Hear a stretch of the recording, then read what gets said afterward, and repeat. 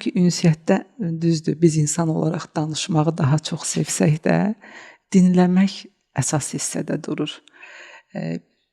Həmən ki, biz ünsiyyətə başlayırıq, mən çalışıram ki, o xanımı dinləyim. Danışmaqdan çox ilk olaraq dinləməyə üstünlük verirəm. Müəyyən suallarla istəyirəm ki, insan öz fikirlərini ifadə eləsin.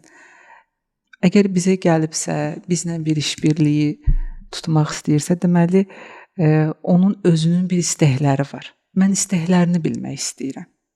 Ki, necə dəstək ola bilərəm? Bu xanımın köməyi hansı qapıdan eləmək olar?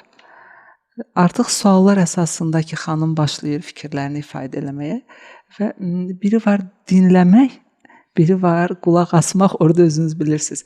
Diqqət lazımdır həmən anda. Bəli, eşitmək lazımdır ki, xanım nə demək istəyir? Ümumiyyətlə, kömək eləmək hissəsi hardadır, nəyə ehtiyacı var?